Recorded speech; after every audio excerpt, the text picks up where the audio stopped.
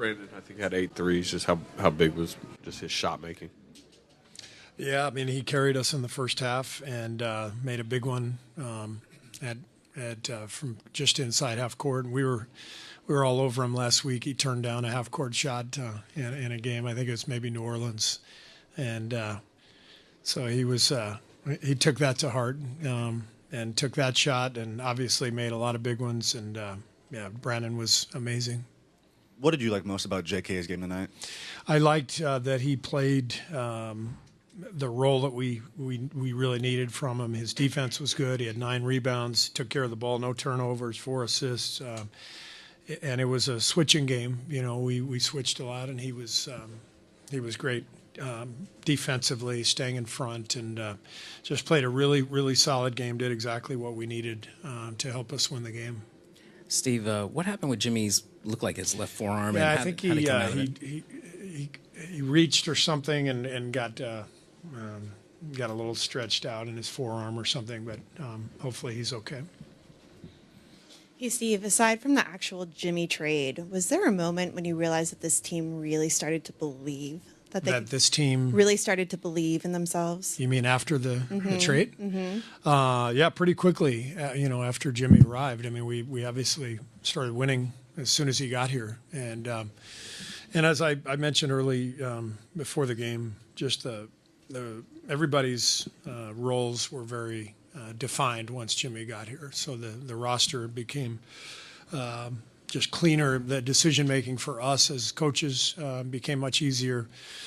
BP and Moses instantly became better players playing next to Jimmy, and everything just kind of made sense. So I think the whole team felt that, and so pretty early on, there was a sense of belief. And Jimmy is he's one of the best players in the league for a reason, and the best players impact the rest of the team in a dramatic way. It's not just about scoring points. It's about making everybody else better, and that's what Jimmy's doing. What did you make of the way the closing lineup performed tonight? They did a good job. I thought the Lakers were amazing. I mean, Austin Reeves and LeBron, they had to hit 5 or 6 threes in the last 5 minutes that were just incredible shots, and they kept them in it. But our guys stayed poised, did what they needed to do to win the game. You were able to hold Luka to a pretty inefficient night. What were you guys doing that was making his life so difficult? Nothing. I mean, we just were trying to stay in front of him. I like that they only shot 23 free throws, and I think 9 of them were on plays where we just got our hand in and they drew them, and so it wasn't like we were out of position. We played really good position defense, tried to stay in front. He missed some shots that he'll make, I'm sure next game or next time we play them, but you just try to stay in front. He's an amazing player, and there's not a whole lot you can do. You mentioned switching a lot. They also switched a ton defensively, and it seemed like you guys had a lot of success hunting, certain matchups. How valuable is it to be able to toggle your offense and have success in that manner? Yeah, it's just freeing Steph up with screens, getting him downhill. He got to the line 14 times tonight, which might be a season high. I don't know, but that's a lot for him. But being able to play both through Steph and through Jimmy and attack switches, with different guys, in different circumstance was really key. You mentioned Kuminga playing kind of, the way y'all need him to. You haven't had him, in this specific role really since Jimmy's been here. How significant does he bump up maybe like what you guys can be if he can do that, in specific? Yeah, I mean, I just think that with his talent, his ability to get us some easy baskets, and if you can rebound, like he did tonight, it's huge for us. And, I think every game is going to be different, and every game we just have to figure out what we need to do to win, and that's his job. It's every player's individual job, and it's our job collectively to do that, to figure it out and to go do it. And that's what I'm really enjoying watching right now, is just the collective sense of just win, just go out and win, and nothing else matters.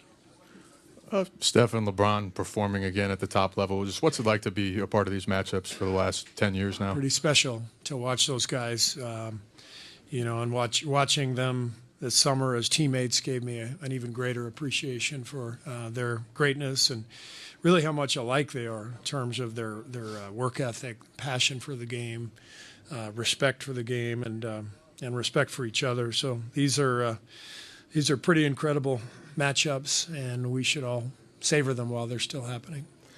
Coach, speaking of Steph Curry, 52 points 2 nights ago after taking a really bad fall that ended up not being much, but just to watch him once again do it this time of year in April, down the clutch, being the leader. Just speak to like what it means to have a guy like that leading a franchise. Never gets old watching Steph play basketball. He's just such a beautiful athlete. The fluidity, the beauty of his motion, the skill, the confidence. It's something to watch, and we get to do that every night. So we're very lucky.